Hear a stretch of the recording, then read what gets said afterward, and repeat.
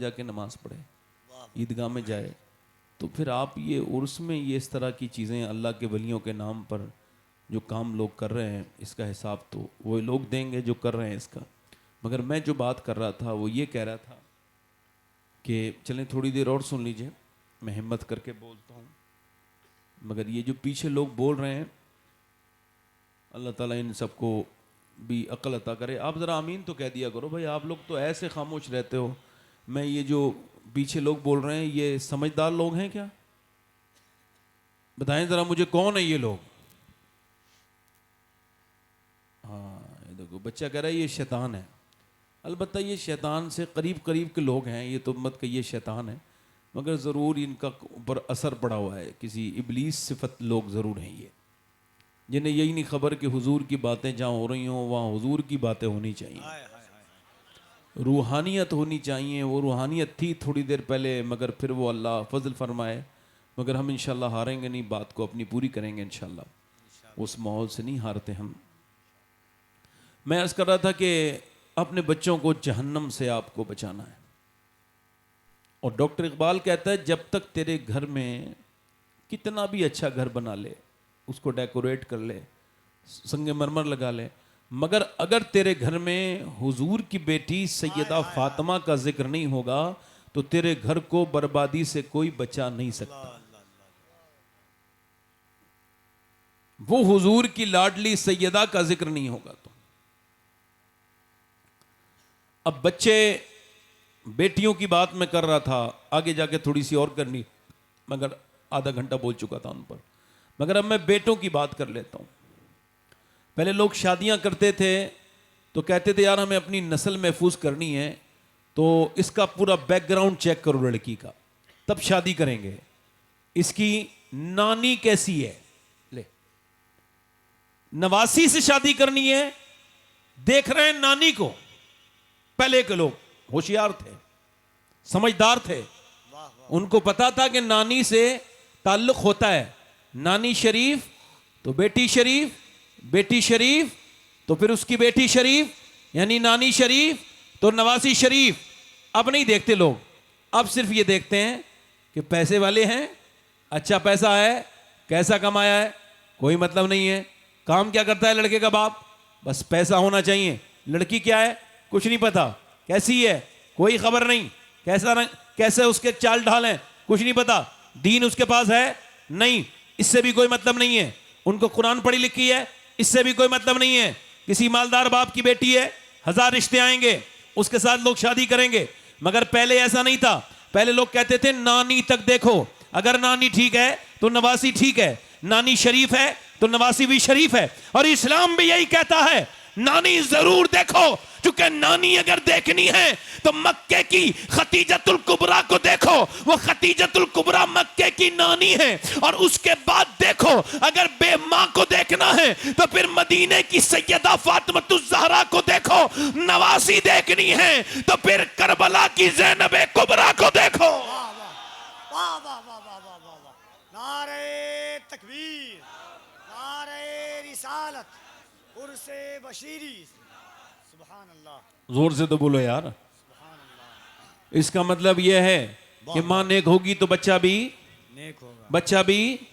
ये तो बात बहुत आप जानते ही है ना।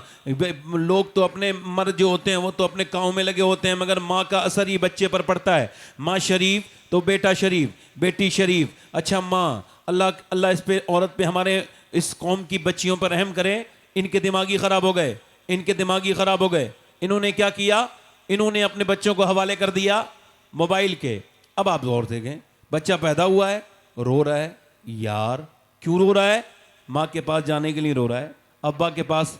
अब्बा क्या कर रहे हैं, अम्मी कह रही हैं और सादा सा इलाज है, मोबाइल दे दो, फिर तुम अपने काम में लगी रहो, कोई मतलब नहीं। मोबाइल माँ भी देख रही है, छोटे से बच्चे को दे दिया। अब छोटे से बच्चा उसे देखता चला जा रहा है, देखता चला जा रहा है। अल्लाह अकबर। मेरी बहन, जानवर के भी बच्चा पैदा होता है, मगर वो कभी माँ को बताना नहीं पड़ता। 5 मिनट के बाद, 5 मिनट के अंदर बेटा, भैंस का बच्चा और बकरी का बच्चा, ये माँ को पहचान लेते हैं, मगर इंसान का बच्चा नहीं। जो उसे प्यार देगा उसे ही माँ समझ लेता है। अगर नहीं बताओगे ना, ये तेरी सगी माँ नहीं है, उसको मरते दम तक नहीं पता चलेगा, क्योंकि अल्लाह ने उसकी फितरत में ये बात रखी है, जहां से प्यार मिलेगा उसे ही माँ समझ लेगा। अब बच्चे को बनना तो था माँ का, इसी वजह से वो रोता था, माँ उसे गोद में ले, माँ प्यार दे। आपको पता है क्रिमिनल, डकैत, डाकू, सफा, कातिल, रहजन, गुंडे, ये लफंगे, ये जितने भी बदकिरदार सोसाइटी के लोग हैं, इनके बारे में जब रिसर्च हुआ ये कौन है, तो बताया गया ये वो बच्चे हैं, हॉवर्ड ने ये कहा ये वो बच्चे हैं जो बचपन में रोते थे और इनके माँ बाप इन पर ध्यान नहीं देते थे, और जब ये बच्चे बड़े हुए तो अब ये कातिल बन गए, डाकू बन गए। क्यों? चूंकि इन्हें बचपन में प्यार नहीं मिला। इनको प्यार, जब ये रोते रहते थे अम्मी गोद में नहीं लेती थी, रोते रोते इनकी वो हिस्स खत्म हो गई, फिर ये बेहिस हो गए और इनके अंदर कोई भी मोहब्बत की अलामत नहीं बाकी नहीं रही। अब आदमी कह रहा है डाकू मुझे छोड़ दे, मुझ पे रहम कर। वो कह रहा है रहम क्या होता है, मेरी अम्मी ने नहीं सिखाया। इसका मतलब ये है बच्चे को अगर रहम दिया जाए, गोद में लिया जाए बच्चे को, मगर गोद तो अब नहीं मुयसर है। अब तो बच्चे गोद में भी नहीं देखेंगे आपको, आप देख लीजिएगा। पहले लोग गोदों में बच्चे आपको देखे मोहल्ले में खिलाते हुए मिलेंगी छोटी छोटी, मगर अब नहीं। क्यों? अब मोबाइल ने सारा काम संभाल लिया। कुछ लोग तो इतने मोबाइल के दीवाने मिंबर पे बैठे होंगे, फिर भी उनको आप मोबाइल से दूर नहीं देखेंगे। औरतें भी ऐसी दीवानी हो गई मोबाइल की, मर्द भी ऐसे दीवाने हो गए मोबाइल के, उनको ये पता ही नहीं कि अपने बच्चों के साथ उन्होंने ये क्या किया। अब आपको बताऊं, कैम्ब्रिज यूनिवर्सिटी बड़ी यूनिवर्सिटी है, उन्होंने अभी पिछले साल उन्होंने अगस्त में ये डाटा उन्होंने रिलीज किया, पूरी दुनिया ने उसको पढ़ा, पढ़े लिखे लोगों ने। उनका जो बच्चे रो रहे हैं उनकी मां उनको मोबाइल दे रही है, वो मोबाइल नहीं दिया उसकी मां ने बच्चे से बचने के लिए, बल्कि ड्रग्स दिया, उसको नशा दिया, बर्बाद कर दिया। आपका बच्चा अगर वो मोबाइल मांग रहा है और 3-4 घंटे मोबाइल देखता है, वो अब नॉर्मल है, नॉर्मल बच्चा नहीं है, उसका दिमाग खत्म हो गया। अभी कर्नाटक में एक बच्चा पागल हो गया, उसको डॉक्टर के यहाँ लेके गए, डॉक्टर ने उसको देखा, चेक किया, पूछा तेरी माँ कहाँ है? कहने लगा इस पबजी के अंदर मेरी माँ है, उसके अंदर से निकलेगी, और मेरा बाप भी उसी के अंदर है, फलां वाली खाने में है। फिर कहने लगा ये जो फ्री फायर है इसके अंदर मेरी माँ है। अब मैं आपको बताऊं ये क्या है, डॉक्टर कह रहा है तो उसकी माँ रो रही है। बेटे मैं ये हंसने की बात नहीं, ये समझने की बात है, ये कोई मजाक की बात नहीं कर रहा हूं, कोई लतीफा नहीं सुना रहा हूं आपको। समझिए कितना बड़ा जुल्म हुआ इस बच्चे के साथ, कैसा जुल्म कर दिया इसकी माँ ने, कैसा जुर्म किया इसकी माँ ने, और कैसा जुल्म किया इसकी माँ ने अपने बच्चे पर। जरा गौर कीजिए आप, बच्चा रो रहा है, माँ कह रही है मैं तेरी माँ हूं, कह रहा है नहीं मेरी माँ इसके मोबाइल के अंदर है, बाप कह रहा है मैं तेरा बाप हूं, मगर वो कह रहा है नहीं मेरा बाप इसके अंदर है। क्योंकि जब वो बच्चा माँ को और बाप के लिए रोता था, बाप और माँ मोबाइल दे देते थे, मोबाइल के हवाले कर दिया। तूने जिसके हवाले किया उसी के हवाले हो गया, तूने मोबाइल के हवाले किया, बच्चा मोबाइल के हवाले हो गया। अगर तूने इसे अल्लाह के हवाले किया होता तो यह बच्चा अल्लाह के हवाले हो जाता। तूने समझा ही नहीं मेरी बहन कि ये बच्चा तेरा क्यों रो रहा है, तूने उस बात को समझा ही नहीं, बच्चे को उठा के मोबाइल दे दिया। आपसे गुजारिश कर रहा हूं, अपनी बीवियों से, बहनों से, और जितनी भी औरतें बच्चों की तरबियत करने वाली हैं उन सब से हाथ जोड़ लेना, और हाथ न जोड़ के ना माने सख्ती करना और कहना मैंने तुमसे इस शादी नहीं की है कि मेरे बच्चों को तुम मोबाइल दो, बल्कि मैंने इस शादी की है कि माँ अपने बच्चे के फ्यूचर की जामिन होती है, जमानत लेने वाली होती है। मेरी बात सुनिए, गौर कीजिए, मदीने में औरतें अपने बच्चों को लोरियां देती थी, अरब की लोरियां। अब लोरियां तो जैसी लोरियां वैसे बच्चों की ज़हन बनता था जो कुछ सुनते थे बचपन में। मगर उम्मे सलमा फरमाती हैं, सैयदा उम्मुल मोमिनीन उम्मे सलमा फरमाती हैं, मदीने की और औरतों को देखा अपने बच्चों को लोरियां देती थी, मगर मदीने में एक खातून ऐसी थी जिसने अपने बच्चे को कभी दुनिया की लोरी नहीं दी, ना कोई शायर का कलाम सुनाया। वो जब भी अपने बच्चों को सुनाती थी तो कुरान की तिलावत करती थी, वो जब भी अपने बच्चों को खिलाती थी कुरान की तिलावत करती थी, वो उठते बैठते कुरान पढ़ती थी। और सुनो, जब उनका बच्चा बड़ा हुआ तो उसने करबला के मैदान में अपनी गर्दन कटाने के बाद नेज़े पे चढ़ के कुरान पढ़ के ऐलान कर दिया, अगर माँ फातिमा कुरान सुनाए तो बेटे का सर तन से जुदा हो जाता है, मगर कुरान से रिश्ता खत्म नहीं होता है। मतलब बहुत साफ है, मतलब बहुत साफ है कि बच्चों को जो भी आप सिखाएंगे बच्चे वही, इधर देखो मित्र, बच्चे वही सीखेंगे। अब इसका मतलब यह है कि दिल्ली है, दिल्ली में एक बुजुर्ग हैं, उनके घर में एक बेटा है, बेटा पैदा हुआ, बड़ा हुआ, माँ ने, दोनों हुसैनी लोग हैं, हुसैनी सैयद हैं, जोर से तो बोलो सुभान अल्लाह। और वो कह रहे हैं, दोनों आपस में बात कर रहे हैं मियाँ बीबी, हम अपने बच्चे को अल्लाह की मोहब्बत सिखाएंगे। किसकी मोहब्बत बोलो? हाँ, किसकी मोहब्बत? हम अल्लाह की मोहब्बत सिखाएंगे अपने बच्चों को। मगर ठीक है, अब बच्चों को उन्होंने कैसे, माँ ने अपने बेटे के बारे में अपने शोहर से कहा मेरे पास एक तरकीब है। शोहर ने कहा ठीक है, तरकीब उसको अच्छी लगी। उसने अपने बच्चे को कहा, जब वो मदरसे से पढ़ के आया, मेरे बेटे रोटी तब मिलेगी जब तुम सजदा करोगे, नमाज पढ़ोगे, 2 रकात नमाज पढ़ो। बेटे ने 2 रकात नमाज पढ़ी हाजत, और नमाज पढ़ने के बाद बेटा अंदर गया, एक गरम गरम रोटी रखी थी, उसने उठाई, अल्लाह ने दी है, हाँ नमाज पढ़ते हो तो अल्लाह देता है। उसने खा ली रोटी, उसके बाद उसकी आदत पड़ गई, मदरसे से आता, नमाज पढ़ता, रोटी अंदर मार पका के रख देती, खा लेता। अब जब खाता रहा, कुछ बड़ा हो गया, 6-7 साल की उम्र हो गई। उधर जो है ना, माँ एक दिन किसी मौत में चली गई, उसको वक्त नहीं मिल पाया अपने बच्चे के पास।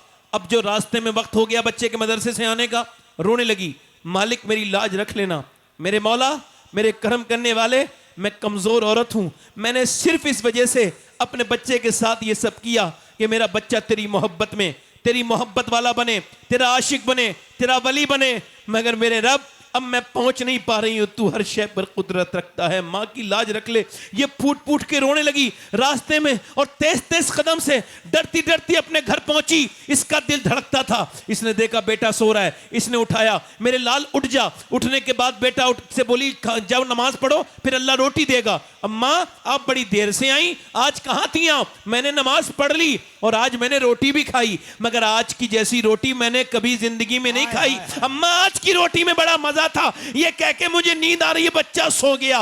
उसके बाद बच्चा बड़ा होता गया और ऐसा बड़ा हुआ कि मियां दुनिया में जाके देख लो, दिल्ली के बादशाहों की मिट्टियां पलीत हो गई, उनकी कहीं भी कब्र के निशान नहीं मिलेंगे, मगर हिंदी में कहते हैं मैं रोटी को काकी। उस बच्चे का नाम जब बड़ा हुआ तो लोगों ने उसी निस्बत से रखा, कुतुबुद्दीन बख्तियार काकी। बादशाहों के नाम मिट गए, मगर बख्तियार काकी का मजार आज भी दिल्ली में चमक रहा है। नारे तकबीर, नारे रिसालत, सुभान अल्लाह, सुभान अल्लाह, वाह वाह। बख्तियार काकी का नाम आज भी दिल्ली में जिंदा है, चमक कर रहा है। क्यों? चूंकि माँ ने चाहा था मेरा बेटा नेक बने, माँ ने चाहा था मेरा बेटा नेक बने। माँ अगर चाहे अपने बच्चे को एक ही काम करे, छोटी सी उम्र में नमाज का पाबंद बनाए, अल्लाह से डरने वाला बनाए। वो चाहती है यार तुम्हारा बच्चा है, अच्छा देखो इंग्लिश पढ़ाई, एमए कराया, मैं ना तो एमए के मुखालिफ न इंग्लिश का मुखालिफ, कोई मैं ऐसी बात नहीं कर रहा हूँ, मगर दीन ना पढ़ाया, बेकार है। और सुनो मेरी बात सुनो, तुम्हारे लिए भी नुकसान है, उसके लिए तो है ही नुकसान। मेरी तरफ देखो, अभी चंडीगढ़ में, ये पंजाब में एक वीडियो वायरल हुई, शिकायत आई थी प्रोफेसर साहब अपनी अम्मी को मारते हैं, एविडेंस नहीं था, उन्होंने मोबाइल से खुफिया रिकॉर्डिंग करवाई।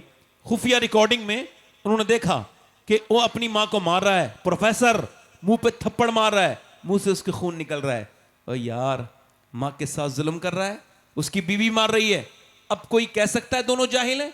भाई ये प्रोफेसर है, वो जाहिल तो नहीं, फिजिक्स जानता है, केमिस्ट्री पढ़ाता है, वो तो बायोलॉजी पढ़ाता है, इंग्लिश पढ़ाता है, मैथमेटिक्स पढ़ाता है, सब कुछ पढ़ाता है। मगर एक बात याद रखो, ये क्यों मार रहा है? इस वजह से कि दुनिया की ये यूनिवर्सिटियां फिजिक्स और मैथमेटिक्स तो पढ़ाती हैं, ये बायोलॉजी पढ़ाती हैं, मगर दुनिया की कोई भी यूनिवर्सिटी में माँ बाप का एहतराम नहीं पढ़ाया जाता। माँ बाप का मकाम जो पढ़ाया जाता है वो मेरे नबी के मदरसे में पढ़ाया जाता है, वो नबी के मदरसे में पढ़ाया जाता है। इसी वजह से किसी भी मौलवी साहब ने, हाफिजुल कारी ने अपने माँ बाप को घर से नहीं निकाला, जब भी निकालते हैं इंजीनियर साहब ही निकालते हैं। सही है, वाह वाह वाह वाह वाह वाह। अब मेरी बात नहीं समझ रहे क्या? समझ आ रही है? अपने बच्चों को, मैं ये नहीं कह रहा हूँ उनको पहले दीन सिखाओ, उसके बाद इंग्लिश पढ़ाओ, डॉक्टरी बनाओ, सब कुछ पढ़ाओ, मगर पहले उन्हें बताओ, दीन समझाओ। दीन समझेंगे तुम्हें समझेंगे, दीन को समझेंगे अल्लाह के बनेंगे, तुम्हारे बनेंगे। इस वजह से अल्लाह का फरमान है अपने माँ बाप की कदर करो, उनसे उफ तक ना कहो। तो जब वही समझेंगे तभी तो करेंगे। अब मेरी तरफ देखिए, अब ऐसा मामला क्या है कि हालात बिगड़ते चले जा रहे हैं। लड़के लड़कियां बहुत तेजी से इस्लाम से दूर हो रहे हैं। इकबाल कहता है बेअमल थे ही जवां, दीन से बज्जन भी हुए, उनको तहजीब ने हर बंद से आज़ाद किया, ला के काबे से सनम खाने में आबाद किया। छोटे छोटे बच्चे, नौजवान लड़के इंटरनेट पर न जाने क्या क्या देखते रहते हैं, और उसको देखने की नहुसत उनके ऊपर ऐसी छाई है, बर्बादी की तरफ जा रहे हैं। इधर देखो, मेरी तरफ गौर करो, अब तो मियाँओं का दौर है। मियाँ लोग इन्होंने जलसे हाईजैक किए, कुछ मियाँओं ने, सबको नहीं कह रहा हूँ, आजकल के जितने बेकार मियाँ हैं। एक बार मैं मियाँ लोगों के खिलाफ कोई बात कर रहा था, पीर लोगों के खिलाफ, मैं खराब पीरों को कह रहा था। एक अच्छे पीर को ही बुरा लग गया। मैंने कहा आपको क्यों बुरा लगा?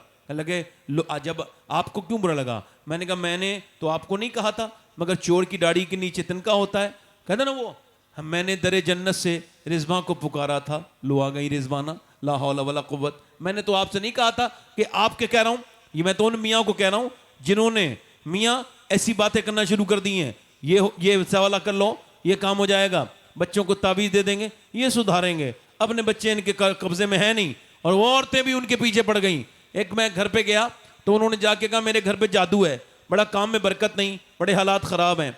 मैं उनके घर पे खाना खाने गया तो दावत थी, उन्होंने इस वजह से दावत की थी, मुझे खबर भी नहीं थी। मैं तो इन सब चीज़ों बहुत दूर रहता हूँ, कोई कुछ करे मैं चक्कर में पड़ता उड़ता नहीं।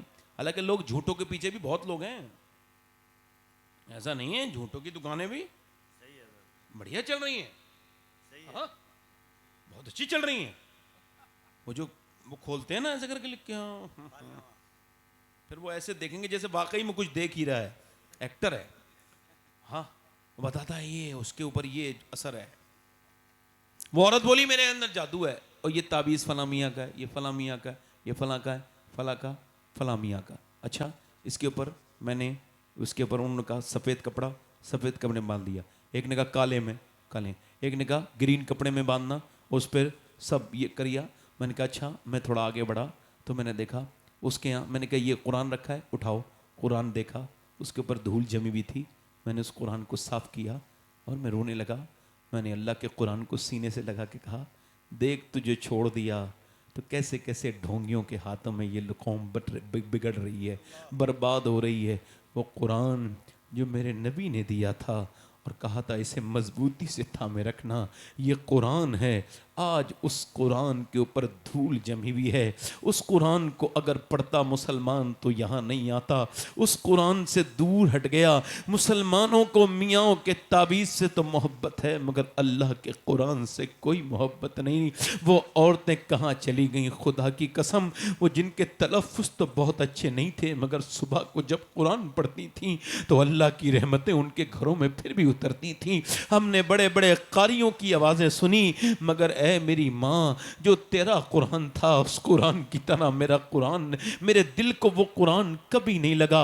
माँ, अगर एक बात और कह रहा हूँ आपसे लोगों, अगर आप अपनी माँ बाप आपके जिंदा उनकी कदर किया करें। ये मेरा टॉपिक नहीं, ये बात फिर भी कह रहा हूँ, वो जो माँ का कुरान बच्चे ने सुना, आज वो माएँ कहाँ चली गईं जिन्होंने कुरान पढ़ना था। हाय, उनसे तो ये कौम बिल्कुल ही जो है वो उसको खाली हो गई उन औरतों से। वो कुरान पढ़ने वाली कहाँ चली गई, वो कहाँ चली गई जिन मैंने उस औरत से ये कहा, ये जो कुरान पे तूने गर्द जमाई है और मियाँओं के तावीज़ को इज्जत दी है, यही नहुसत है तेरे घर में। ये सुन, इंसान के घर में बरकत तब तक नहीं आएगी जब तक वो कुरान की तिलावत नहीं करेगा, इस कुरान पे अमल नहीं किया जाएगा। आज कुरान तो मियाँ इसकी बात से मेरे नबी फरमाते हैं, मेरे आका ये वो कुरान है। इब्ने अब्बास से पूछा कुरान किस किस बात के लिए शिफा है? अल्लाह ने फरमाया वनुनज़्ज़िलु मिनल कुरानि मा हुवा शिफाउन व रहमतुल लिल मुमिनीन वला यज़ीदु ज़ालिमीन इल्ला खसारा। ये जो है ना, ये कुरान जो है ना शिफा है मोमिनीन के लिए, मगर ये किसके लिए शिफा है? सिर्फ बदन की बीमारी के लिए। उनका नहीं, ये रूहानी बीमारियों की भी शिफा है और बदन की सारी बीमारियों की शिफा है। यहां तक कि अगर कोई बंदा अपने रब के सामने, अपने रब के कुरान में सूरह फातिहा को पढ़ के अगर किसी कैंसर के मरीज पे दम कर दे, तो जिसका कोई इलाज नहीं है उसका भी इलाज अगर ईमान हो तो कुरान के अंदर मौजूद है। वाह वाह वाह वाह वाह वाह वाह। उसका भी कुरान में इलाज, जल्दी बोलो, जल्दी बता दूं, कुरान में मौजूद है। कुरान को छोड़ के क्या किया? यही किया। आज इधर भी भाग रहे हैं, उधर भी भाग रहे हैं। इधर देखो, एक औरत है, एक लड़की है, वो उसकी गैर मुस्लिम दोस्त है, दोनों की उम्र 5-5 साल। ये अपनी मुस्लिम दोस्त के पर जाने लगी और उसके घर जाके इसने देखा कि वहां कुरान पढ़ा जा रहा है। उसकी माँ कुरान पढ़ाती थी, टीचर थी। इसने पूछा तुम्हारी अम्मी ये क्या पढ़ा रही है? अल्लाह का कुरान है। कहा मैं पढ़ सकती हूँ? तो कहा मेरी अम्मी से पूछ लो। जाके बोली मैं पढ़ सकती हूँ ये कुरान अल्लाह का? छोटी सी बच्ची 5 साल की। कहा बेटी अपने घर में जिक्र नहीं करोगी, फिर पढ़ लोगी। कहा ठीक है। उसने अपनी सहेली के साथ कुरान पढ़ना शुरू किया। अल्लाह का करम देखिए, मुसलमान लड़की से पहले गैर मुस्लिम ने कुरान पढ़ लिया। बोलो तो सही यार, आप लोग बोल ही नहीं रहे हो। गैर मुस्लिम ने कुरान पढ़ लिया, दोनों सहेलियों ने। अब उसकी मुस्लिम सहेली बोली मैं तो हाफजा करूंगी। कहा मैं भी करूंगी। हाफजा करते करते 12-13 साल की उम्र हो गई और मियाँ वो कुरान पढ़ के पूरी हाफिजा हो गई। मगर जब उसकी शादी का वक्त करीब आया तो उसने अपनी जाकर के रोना शुरू कर दिया और जाके बोली मेरी कट्टर आदमी के साथ मेरी शादी हो रही है, सुनाए इस्लाम से बड़ी दुश्मनी रखता है, नफरत है मुसलमानों के नाम से, और मैं अंदर से मुसलमान अगर बताऊं तो मेरा बाप मुझे कत्ल कर देगा। मेरी टीचर से अपनी कहने लगी बाजी बताओ अब मैं क्या करूं, आपने मुझे दुनिया की सबसे बड़ी नेमत कुरान दे दिया, इस्लाम, मैं क्या करूं? तो उसकी मालूम है उसकी उस टीचर ने क्या कहा? उसने कहा जिस कुरान को तू पढ़ती है यही कुरान तेरी मदद करेगा, तू बिल्कुल परेशान ना हो। ये कुरान ले जा, अल्लाह का कुरान है। ये कुरान वो है जिसे जो पढ़े अल्लाह की रहमत। मेरे नबी फरमाते हैं ये वो कुरान है कि जब ये पढ़ा जाता है तो रहमतें उतरती हैं और ऐसी उतरती हैं। अब उसको उसकी बाजी ने उसको कुरान दे दिया और कहा इस कुरान को ले जा और इस कुरान को पढ़, और इस कुरान को उसने चुपके से अपने जहेज में ले गई। अब उसका शौहर चला जाता काम पे, ये पढ़ती कुरान। वो मुसलमानों के खिलाफ बातें करता, ये सुनती रहती, मगर कुरान उसकी गैर मौजूदगी में खूब पढ़ती। इसके 3 बच्चे हो गए। अब उन बच्चों से भी छुपा के पढ़ रही है कि बच्चे अपने बाप को ना बताएं, मगर बच्चे हल्के हल्के इस्लाम की तरफ आने लगे। मगर शौहर 3 साल के बाद उसका शौहर अपनी बीबी के 3 बच्चों के बाद अपनी बीबी के पास आया, रोने लगा। कहा क्या हुआ? कहा मेरे कुछ तकलीफ थी, मैंने डॉक्टर को दिखाया तो उसने चेकअप करके बताया तुझको कैंसर है और तू मर जाएगा। और फिर खूब दहाड़े मार मार के डिप्रेशन में जाके रोने लगा, सर दीवारों में मार के कहता था मेरी इतनी खूबसूरत इतनी नेक तुम बीबी हो, मेरे बच्चे इतने अच्छे हैं, मेरे बच्चे बेयतीम हो जाएंगे, ये कह के खूब रोया। यकीन जानिए कैंसर का मरीज बड़े डिप्रेशन में चला जाता है। याद रखो अपने अल्लाह का शुक्र अदा किया करो, तुमको कोई बीमारी नहीं है वरना बड़ी सख्त होती है। वो रो के बोला मैं इस वजह से रो रहा हूं, कुछ दिनों के बाद तुम बेवा हो जाओगी। बीबी घबराई नहीं, मुस्कुरा के आंसू पहुंच के बोली अगर आप मेरी एक बात माने तो मैं आपका इलाज कर सकती हूं। क्या तुम्हारा दिमाग तो ठीक है, सारे अस्पताल के डॉक्टरों ने मना कर दिया, तुम कैसे इलाज करोगी? क्या तुम्हारा ये काम नहीं है, तुम तो वादा कर लो मेरी बात मानोगे, काम मरता क्या नहीं करता, तुम जो कहोगी करूंगा, करो इलाज। वो अंदर गई, उसने अल्लाह का कुरान खोल के सूरह फातिहा पढ़ना शुरू कर दिया और फिर रो के बोली मालिक मैं कमजोर हूं, तू हकीकी शाफी है, तू शिफा देने वाला है, अपनी बंदी की लाज रखना मेरे रब, कहीं मेरे आदमी को शिफा दे दे मेरे रब। ये कह के जब उसने पढ़ना शुरू किया है, पढ़ती जाती थी, रोती जाती थी, उसके आंसू गिरते गए, अल्लाह का अर्श हिलने लगा। उसने कुरान पढ़ के उसको दे दिया। 1 दिन 2 दिन तबीयत समझने लगी। 3 महीने के बाद वो अपना चेकअप करा के घर आया तो मुस्कुराने लगा और फिर मुस्कुरा के बहुत रोया। बीबी ने कहा क्या हुआ? कहने लगे डॉक्टर ने चेकअप करके कहा है ऐसा लगता है तेरे जिस्म में कभी कैंसर था ही नहीं, तू तो बिल्कुल ठीक हो गया, मेरे अंदर कोई तकलीफ नहीं है। मगर तू मुझे ये बता तूने क्या पढ़ के मेरे ऊपर, ये तू क्या मेरे ऊपर करती थी? कहा तुम मुझसे बुरा तो नहीं मानोगे? कहा नहीं। कहा जिस कुरान से तुम नफरत करते हो उसी कुरान को पढ़ती थी, अल्लाह के कलाम को पढ़ पढ़ के तुम्हें सुनाया है, और अब देखो तुम इस्लाम ले आना। ये कह के उसका दिल धड़कने लगा।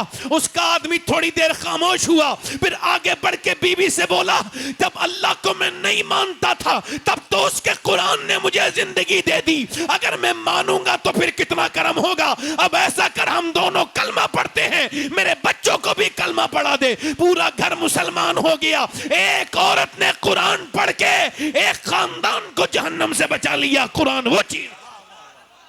नारे तकबीर, जरा दोनों हाथों को उठाकर मोहब्बत से नारे तकबीर, नारे रिसालत, अजमत कुरान, रिफात कुरान, शाने कुरान, उर्से बशीरी, सरजमीने मदरना शरीफ, फैजाने सरकारे सुरकाही, फैजाने हजरत मखदूम बिहार, मसलके आला हजरत। मगर मेरी उन बेटियों को ये कुरान की अहमियत क्या पता जिनको सिर्फ फैशन है पता है, बेपर्दा घूमने वाली बच्चियों को क्या पता, उन ख़वातीन इस्लाम को क्या पता, उन मेरी बेटियों को क्या पता जिन्होंने बेपर्दगी अपना वतीरा बना लिया। उन बेगैरत मर्दों को कौन समझाए कि बीवियों को तुम ही तो रोकोगे तभी तो बेपर्दगी से रुकेंगी। मैं सिर्फ औरतों को बेपर्दगी पे नहीं कुछ कहूंगा, मर्दों को भी तो कहूंगा। शादियां मुसलमानों की, लड़कियां मुसलमानों की, और उनको देखने वाली आंखें भी मुसलमानों की। अस्तगफुरुल्लाह। मुसलमान तो गैर लड़की को भी बेपर्दा देखना पसंद नहीं करता था। मेरे हुजूर ने, सरकार ने फरमाया सलमान ये जो लड़की गैर मुस्लिम की सामने है मेरी चादर इसके सर पे रख दे। सलमान फारसी ने अर्ज की हुजूर मुसलमान की बेटी नहीं गैर मुस्लिम की बेटी है। फरमाया है तो किसी की बेटी, तू उसका सर ढक दे, अल्लाह तेरे गुनाहों को कयामत के दिन ढक देगा। क्या बात है। इन मेरी बेटियों को क्या पता पर्दे की अहमियत क्या है, इन मेरी बच्चियों को क्या पता थोड़ी सी जिंदगी है। इन मेरी उलमा फरमाते हैं, फुक़हा ने लिखा है, औरत अगर ऐसी जगह वजू करे, तवज्जो करना कि जहां वो अपना हाथ खोलेगी तो उसकी कलाई गैर मर्द देखेंगे और उसके अलावा कोई चारा भी नहीं, मजबूरी है तो उसको चाहिए वजू ना करे, तयम्मुम करके नमाज पढ़े। यानी औरत मक्के में जाए और नहीं दौड़ेगी, उसका हज अलग है। मर्द जब मक्के में जाएगा तो हराम के 2 चादरें पहनेगा, औरत वही कपड़े पहनेगी जिसमें उसका जिस्म ढके, और जब वो दौड़ेगी तो वो नहीं दौड़ेगी, उसका मर्द दौड़ेगा सफा मरवा पर। उससे कहा जाएगा तू नहीं दौड़ सकती, वो कहेगी खातून इब्राहिम दौड़ी थी, कहा वो तो दौड़ी थी, मगर तुम दौड़ोगी तो बेपर्दा हो जाओगी। मेरी बेटियां, मेरी बहनें, उन पे असर किसका है? उन पे असर किसका है? बंबई की औरतों का, पाकिस्तान की उस बेगैरत बेशरम उस इंडस्ट्री का, और वहां की वो औरतें जिन्होंने मुसलमानों का नाटक बनाया है। अस्तगफुरुल्लाह, माज़अल्लाह। और पाकिस्तानियों अपने दिमाग के होश करो, तुम्हारी बेटियों की ये फिल्में ड्रामे आ रहे हैं, इनसे दूसरों की मुसलमान औरतों पे भी फर्क पड़ रहा है।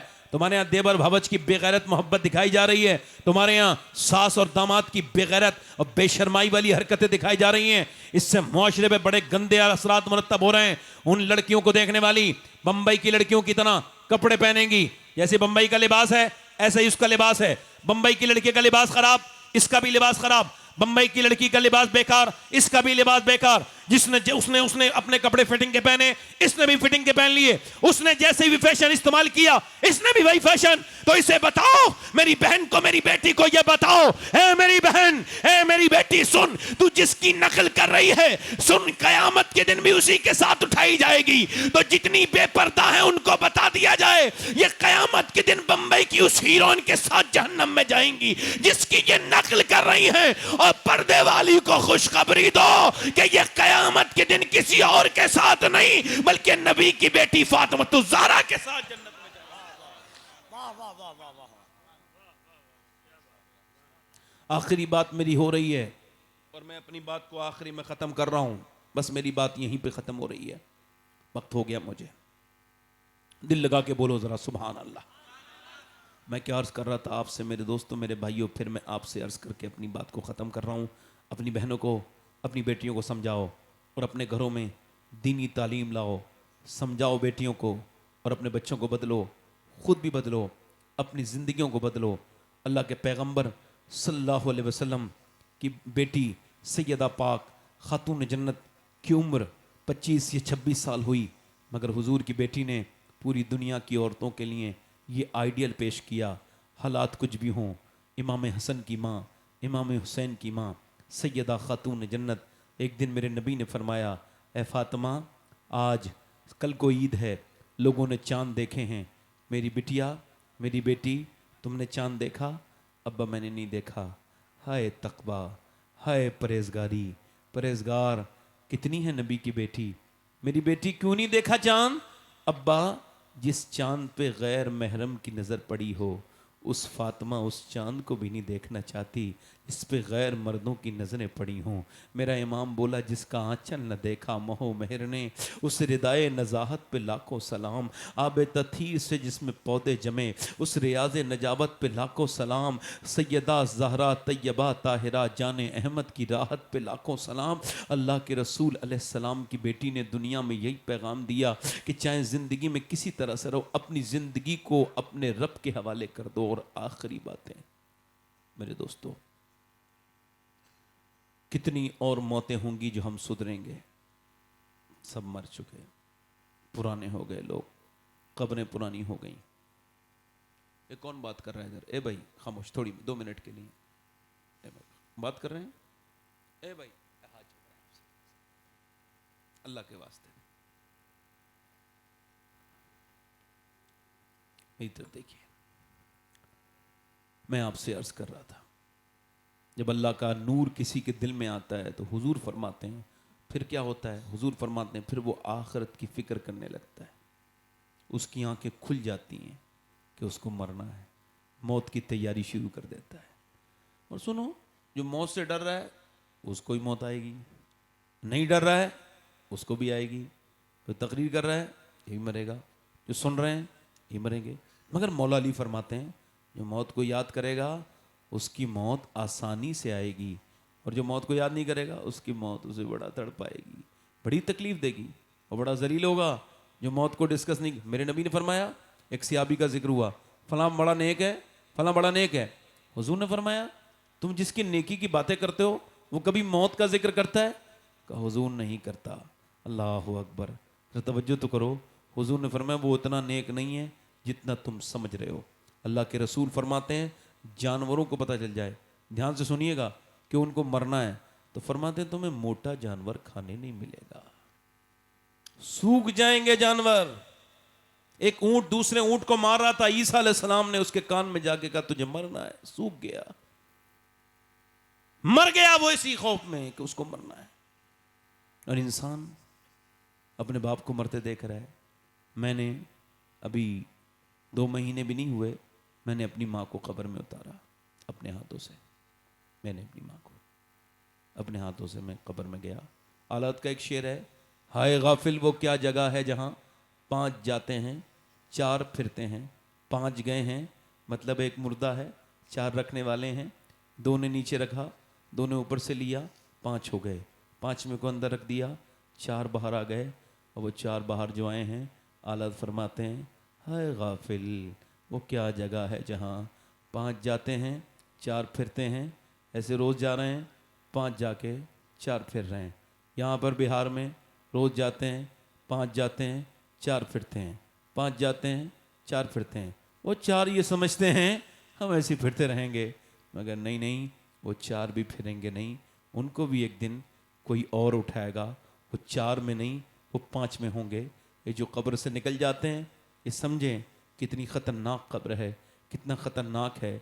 इस दुनिया के लिए अपने रब को छोड़ दिया आपने, ये दुनिया आपको कब्र के अंदर रखेगी और फिर वापस पलट के भी नहीं देखता कोई किसी कब्र पे। अरे छोड़ो तो, मेरे नबी फरमाते हैं कि कब्र के अंदर जब उसकी आंख खुलेगी, कहेगा कहाँ चले गए, कहाँ जा रहे हो मेरे दोस्तों, मेरे भाइयों, मेरे अजीज़ों, मैंने तुम्हारे लिए कि क्या सब कुछ छोड़ा, तुम मुझे आज छोड़ के जा रहे हो। वो कब्र भी कैसी है, अंधेरी है। मेरे आका फरमाते हैं मेरी नज़र में सबसे ख़तरनाक जगह कब्र है। हुजूर की हदीस है, मेरे आका फरमाते हैं मेरी नज़र में सबसे ख़तरनाक जगह कब्र है। मगर आज मेरा भाई मुझे छोड़ के जा रहा है। कहाँ जा रहे हो मेरे भाई, तुम रुक जाओ। मगर हुजूर फरमाते हैं वो अगर उसकी बात सुन लेना तो वो अपनी मौत पर, उसकी मौत पर इतना नहीं रोएंगे, इतना नहीं, बल्कि जंगलों में निकल जाएंगे, अपनी जिंदगियों पर रोना शुरू कर देंगे। कौन? जो जा रहे हैं। अरे ये दुनिया, इसके लिए तुमने अपने रब को छोड़ा। हमने देखा एक आदमी, हमारा रिश्तेदार, उसके साथ क्या हुआ, उसकी रीढ़ की हड्डी टूट गई इसी तरह से, अब वो बेकार हो गया। 1 साल के बाद उसके बाप ने कहा ऐसा करो तुम अपनी बीवी को तलाक दे दो। कहा क्यों? कहा दे दो बेटे, मेरी बात समझो। तलाक दे दी। उसके छोटे भाई के साथ इद्दत के बाद उसकी बीवी की शादी कर दी गई। ये दुनिया है। वो रो के कह रहा था ये दुनिया जिसके लिए मैंने सब कुछ किया, मैं जिंदा हूँ फिर भी मेरी बीवी आज मेरे पास नहीं, वो मेरे भाई की बीवी बन गई। इस दुनिया के चक्कर में ये तुम्हें जलील कर देगी। लोगों, अपने रब को राजी करो, उस परवरदिगार को राजी करो जो तुम्हारा करीम रब है, अजीम रब है। हजरत सैयदना इमाम हसन बसरी के ज़माने में एक औरत कम उम्र में उस बेवा हो गई। उसने दूसरी शादी नहीं की, इमाम हसन बसरी की मुरीदा थी। उसने अपने बेटे को पाला, मगर बेटे को पैसे ज़्यादा थे, इफरात थी, दौलत ज़्यादा थी, बिगड़ गया, दोस्त ख़राब मिल गए। इसी वजह से कहता हूँ ख़राब दोस्तों से दोस्ती ना करना। तुम्हारे जितने क्रिमिनल दोस्त अगर हैं तो याद रखना, जितने लोग जेल में हैं उनका इंटरव्यू किया गया, तुम जेल में हो, क्या कहना चाहते हो? तो हम यही कहना चाहते हैं ख़राब दोस्त ना बनाना। ख़राब दोस्त तुम्हें जेल पहुंचवा देंगे, तुम्हें दुनिया बर्बाद कर देंगे। उसे ख़राब दोस्त मिल गए, उन्होंने उसको बिगाड़ना शुरू कर दिया, और ऐसा बिगाड़ा, सुनिए, ऐसा बिगाड़ा शराबी हो गया। हर रात एक नई लड़की बुलाता, और फिर उसके बाद बदकारी का सिलसिला चल गया। उसकी माँ रो रो के इमाम हसन बसरी की बारगाह में जाती, इमाम हसन बसरी उसे बुलाते, तौबा करवाते और फिर तोड़ देता। लोगों ने लिखा है 70 बार तौबा कराई, मगर वो तोड़ता रहा, लगातार गुनाह करता रहा। ऐसा गुनाह करते करते एक दिन क्या हुआ, उसे टीबी ने पकड़ लिया। अल्लाह की पकड़ बड़ी सख्त है। अब जब टीबी ने पकड़ा, बिल्कुल कमजोर हो गया, मौत के जब करीब गया, माँ रोने लगी। माँ ने अपने बेटे को देखा तो बेटे ने कहा रोता क्यों है, रोती क्यों है माँ? कहा बेटे इस वजह से तू गुनाह करके मर रहा है, तू मर रहा है, इसका अफसोस से ज़्यादा मुझे इस बात का अफसोस है तू जहन्नम में जाएगा, तूने बदकारियाँ की हैं। तो फिर बेटा अपनी माँ की आंखों में आंसू देख के कहता है हसन बसरी को बुला ला, मैं ज़रूर सच्ची तौबा कर लूँगा, और उनसे कहना मेरा नमाज जनाजा भी उनको ही पढ़ाना है। माँ गई और जाके बोली हुजूर, दरवाज़ा खटखटाया, कुछ पढ़ रहे थे, मेरे बेटे को तौबा कराइए। कहा तू वही है? हाँ, मेरा बेटा तौबा करने के लिए कहता है। कहा भाग जा, तेरे बेटे ने बड़ी रसवाई करवाई है हसन बसरी की, इसने कितनी बार तौबा करके तोड़ी है, जा, मैं तेरे बेटे की तौबा नहीं मानता। अब वो कहता है उसकी नमाज जनाजा आप? कहा मैं उसकी नमाज जनाजा भी नहीं पढ़ाऊंगा। बेटे इंतजार कर रहा था, सांसें रुकी हुई थी, दरवाज़ा खुला, बिल्कुल पतला हो गया था, बिल्कुल कमज़ोर, आंखों में गड्ढे, बिल्कुल मौत के करीब। वो नौजवान जो कल तक बड़े गुनाह करता था, आज माँ ने दरवाज़ा खोला, उसने कहा माँ आ गए मेरे पीर? कहा नहीं आए। कहा क्यों? कहा उन्होंने कहा मैं नहीं आता, उसकी तौबा का मुझे यकीन नहीं। कहा तूने नमाज जनाजा? हाँ मैंने कहा, मेरे बेटे की ख्वाहिश है आप उसकी जनाजा पढ़ाएं। फिर? कहा उन्होंने मना कर दिया, वो तेरी नमाज जनाजा में नहीं पढ़ाएंगे। ये कह के बेटा रोने लगा और फूट फूट के बोला माँ मैं तुझे बता रहा हूँ इस बार सच्ची तौबा कर रहा था, और अगर वो मुझे तौबा कराते तो ज़रूर मैं तौबा कर लेता, मगर चल अब हसन बसरी ने भी छोड़ दिया। मैं तुझसे कहता हूँ तू मेरी माँ है, ज़रा मेरे लिए दुआ कर दे कि मेरा बारा मुझे माफ़ कर दे। मैं तुझे गवाह बना के तेरे लिए दुआ कर तेरे सामने कहता हूँ कि मैं सच्ची तौबा करता हूँ। माँ अपने बेटे के लिए अपना दामन फैला के रोने लगी और कहने लगी मेरे मालिक मेरी कमाई है, मेरे बेटे को माफ़ कर दे मेरे रब। जब माँ रोई तो बेटा भी फिर फूट फूट के रोया और कहने लगा मालिक लोग मुझे हसन बसरी ने छोड़ दिया, मगर तू छोड़ेगा तो कहाँ जाऊँगा। ज़मी भी खुदा की, ज़मा भी खुदा का, मकीनो मकाला मक्का भी खुदा का, गुनाहगार बंदे कहाँ जा सकेंगे खुदा की खुदाई से बाहर निकल के। कहने लगा मालिक मैं तेरा मुजरिम हूँ मगर तेरा मुनकिर नहीं हूँ, मैं तुझसे कहता हूँ मुझे माफ़ कर दे मेरे रब। मैं तेरा भागा हुआ मुजरिम हूँ, मैं तेरा भागा हुआ बंदा तेरे पास फिर आना चाहता हूँ। ऐ मेरे रब मैं वापस आ गया हूँ, मुझे माफ़ कर दे। देख मेरे रब मुझे माफ़ कर दे, अगर मेरे जैसा कोई गुनहगार नहीं तो तेरे जैसा कोई करीम नहीं। मैं तेरे उसी हबीब का उम्मती हूँ जिससे तूने मेराज पे बुलाया था, उसी हबीब के सदके से माफ़ कर दे। वो फूट फूट के रोया और रो रो के उसकी रूह निकल गई, वो मर गया। और वो मरा, जैसे ही वो मरा है वैसे ही दरवाजे पे दस्तक हुई। माँ ने दरवाजा खोला, सामने हजरत इमाम हसन बसरी खड़े थे। कहा आप क्यों आए? कहा मुझे आपने तो मना कर दिया था। कहा मुझे क्या पता कि तेरा बेटा इतना बड़ा है। अभी जब मैं सोया तो मुझे हाथे हुए गैब से आवाज आई, ए हसन बसरी जा, तेरे पड़ोस में मेरे एक दोस्त का इंतकाल हो गया है, जा उसकी नमाज जनाजा पढ़ ले, जा उसकी नमाज जनाजा पढ़ ले। मैं क्या पता तेरा बेटा यहां तक पहुंच गया। अल्लाह फरमाता है मेरे बंदे मैं तेरा वो करीम रब हूं, तू पूरी जिंदगी अगर मेरे दर से भागा रहा मगर फिर एक मर्तबा आ जा और इतना रो ले कि तेरी आंख का आंसू तेरे गाल तक आ जाए, मैं तेरे सारे गुनाह माफ कर दूंगा। कोई बंदा तेरे दर पे जो आंसू रोल देता है, मेरे मौला दरे तौबा तू उस पर खोल देता है। मेरे दोस्तों ये वक्त बार बार नहीं आएगा।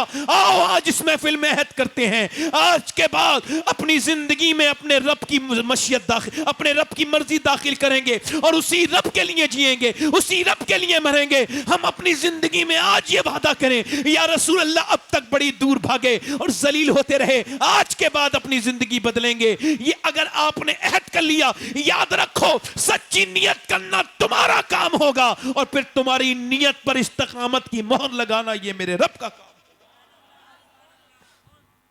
कितने लोग ऐसे हैं जो हुजूर के नाम पे अपनी जाने दे देंगे? दोनों हाथ उठा के बताएं। जान दे देंगे? नीचे हाथ कर। जो जान दे सकते हैं वो कुछ भी कर सकते हैं। एक दूसरे की तरफ ना देखें, मुस्कुराएं ना। कितने लोग ऐसे हैं जो नबी के नाम पे जान भी दे देंगे और आज से नबी के नाम पे पूरी दाढ़ी भी रखा लेंगे। इस महफिल में खड़े हो जाएं वो नौजवान, खड़े हो जाएं वो लोग खड़े हो जाएं जो आज से पूरी दाढ़ी रखाएं। खड़े रहो, खड़े रहो, खड़े हो जाओ, शर्माओ मत, खड़े हो जाओ, बाहर निकल के आओ।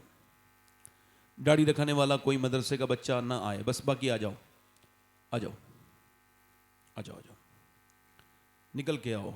हर नबी के दाढ़ी, हर वली के दाढ़ी, 100 शहीदों का सवाब है एक दाढ़ी पर। दाढ़ी मुंडाना हराम है। आज के बाद मैंने आपसे कहा ना, अपने रब से तौबा करो।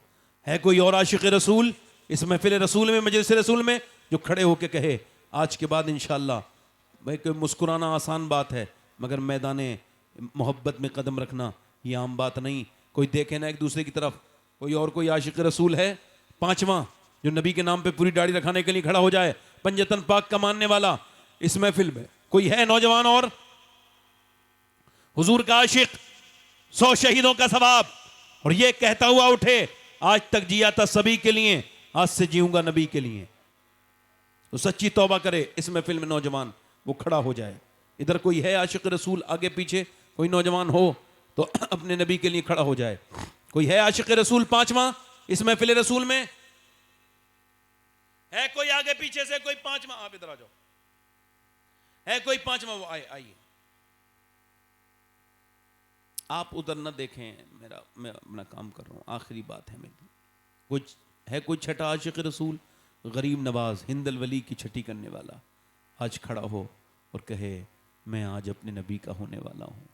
आज तक दुनिया वालों के लिए जीता रहा, और दुनिया वाले तो कब्र के बाहर के लोग हैं, कब्र के अंदर तो मेरे हुजूर तशरीफ लाएंगे। तो जो कब्र के बाहर के लोग हैं उनको क्या राजी करना है? आ जाओ, दाढ़ी दिखाने आए हो, बैठ जाओ। देखो, हंसा ना करो, कभी रोना भी सीखो। मुसलमानों की पहचान ये है कि वो ज्यादा रोते हैं, कम हंसते हैं। ये तो हम लोगों ने छोड़ दिया रोना, इस वजह से कि हंसाने वाले लोग जो हमारे यहां काफी हैं। हमें पता ही नहीं कि कुरान हमें रोना सिखाता है, डरना सिखाता है कोई और आशिक रसूल जो छठा नंबर 6 नंबर वाला आशिक रसूल जो खड़ा हो जाए नबी के नाम पर और सुन्नत रसूल की नियत से आज इस महफिल में खड़े होकर कहे कि मैं अपने हर सारे गुनाहों से तौबा करके इस महफिल में सच्ची तौबा करता हूं और दाढ़ी की नियत करता हूं, नमाज की पाबंदी की नियत करता हूं? है कोई छठा आशिक रसूल इस महफिल रसूल में, अपने नबी का आशिक जो खड़ा हो जाए? है कोई छठा? एक बार और कहता हूं, फिर नहीं, मेरे लिए तो ये 5 ही काफ़ी हैं, मगर मैं तो उस छठे को ढूंढ रहा था जो आज नबी की महफिल में अपनी ज़िंदगी को बदले। आजा बेटे आजा, सुभान अल्लाह बोलो ज़रा। ये नौजवान मालूम है क्यों आ रहे हैं? इनके दिल कम गंदे हैं, जल्दी धुल गए। बाकी कई लोग ऐसे बैठे हैं, दाढ़ियाँ सफ़ेद हो गई हैं, मगर अभी वो जवानी तलाश कर रहे हैं। अब मौत आती है दाढ़ी सफ़ेद होने के बाद, जवानी नहीं आती मेरे भाई। मौत हमारे सबके करीब है। और सुनो, लोग कहते हैं तरक्की नहीं होती, ऐसे ऐसे दाढ़ी रखाने वाले हैं, दाढ़ी वाले लोग, वो चाहें तो एक एक पूरे शहर को खरीद सकते हैं। ऐसे भी दाढ़ी वाले हैं। पैसे से कोई, दाढ़ी से तरक्की में कमी नहीं आती। आपकी सोच है। मर्द के तो कभी दाढ़ी जाती नहीं, कितनी मुड़ाए, औरत के कभी आती नहीं, मर्द के कभी जाती नहीं। उससे ये कहती है सुन्नत है ये, तेरा चेहरा खूबसूरत होगा इससे, मगर बंदा इसको समझता नहीं। मैं फिर कह रहा हूं, कोई और आशिक रसूल हो तो 100 शहीदों का सवाब है। एक बार और कह रहा हूं, कोई आशिक रसूल हो तो आ जाए और नबी के नाम पे इस महफिल में वो खड़ा हो जाए और कहे मैं अपनी ज़िंदगी आज से मुकम्मल बदलूंगा इंशाअल्लाह। है कोई? ये कितने हो गए? 6। कोई आशिक रसूल और है? आगे पीछे से कोई नौजवान जो अपने नबी की सुन्नत पे अमल करे? दाढ़ी मुंडे को कोई कुछ नहीं कहता, वो कुछ भी करे मेरा भाई, मगर जब दाढ़ी रखा के कोई बुरा काम करता है लोग उसे टोकते हैं। मतलब लोग उससे कहते हैं तू अब हुजूर का हो गया है, तू अब ये काम करता है, तुझे जेब नहीं देता। बगैर दाढ़ी वाले का कुछ पता ही नहीं है किधर का।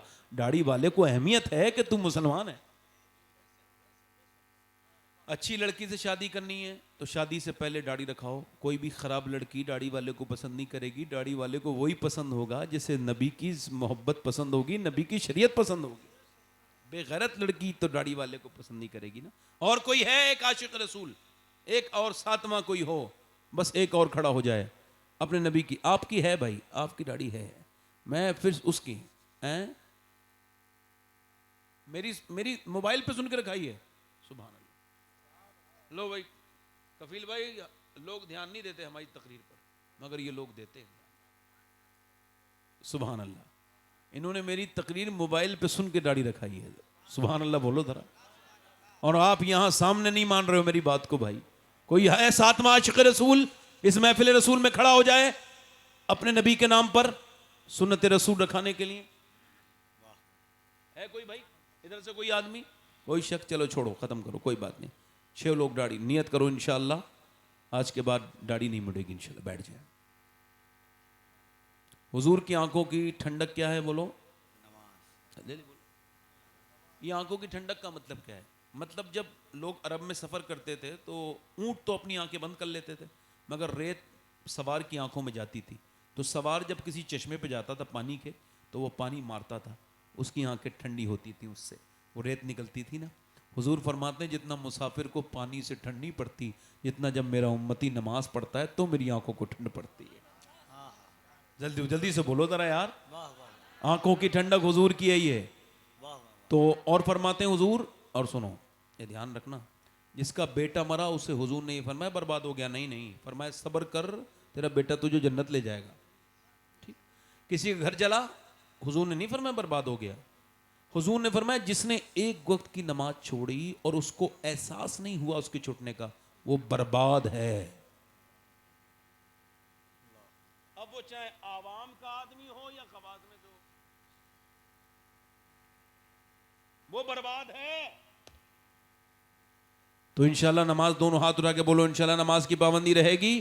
दोनों हाथ उठा के बोलो इंशाल्लाह। तो पीछे भी पहले भी दोनों हाथ उठा, नमाज की पाबंदी करेंगे इंशाल्लाह, अपनी बहन बेटी को पर्दे के लिए कहेंगे इंशाल्लाह, और आगे से ये मेला नहीं लगाएंगे, सिर्फ उर्स कराएंगे। आप भी तो हाथ उठाओ ना भाई, जरा जोर से बोलो इंशाल्लाह, अपनी बहन बेटी को पर्दे के लिए कहेंगे इंशाल्लाह, हमेशा मसलक के आला पे सख्ती से कायम रहेंगे इंशाल्लाह। अल्लाह आप सबको सलामत रखे, बाकरामत रखे। बड़ी मेहरबानी, आज मेरी 20 मिनट तकरीर बीच में रुकी रही हजरत ज़ैनुल आबिदीन साहब, इस वजह से ये वक्त थोड़ा सा 5 मिनट 6 मिनट, हालांकि जितना उन्होंने मुझे 1.25 घंटा टाइम दिया था उतना ही मेरे पास वक्त हुआ है। मादरत चाहता हूँ, चूँकि अल्लाह ताला आप पर फजल फरमाए, रहम करे। तौबा करता हूँ, अस्तगफिरुल्लाह, मेरे साथ अस्तगफिरुल्लाह, अस्तगफिरुल्लाह रब्बी मिन कुल्लि ज़म्बिन व अतूबु इलैह। पढ़ लीजिए ला इलाहा इल्लल्लाह मुहम्मद रसूलुल्लाह। मेरी ज़िंदगी का मकसद तेरे दीन की सरफरादी, मैं इसलिए मुसलमान, मैं इसलिए नमाजी, इस्लाम जिंदाबाद, मसलक आला हज़रत पाइंदाबाद। वनुनज़्ज़िलु मिनल क़ुरआनि मा हुवा शिफ़ाअ व रहमतुल लिल मुमिनीन वला यज़ीदु ज़ालिमीन इल्ला ख़सारा। अस्तगफिरुल्लाह रब्बी मिन कुल्लि ज़म्बिन व अतूबु इलैह। ला इलाहा इल्लल्लाह मुहम्मद रसूलुल्लाह सल्लल्लाहु तआला अलैहि वसल्लम व मा अना इल्लल बलाग।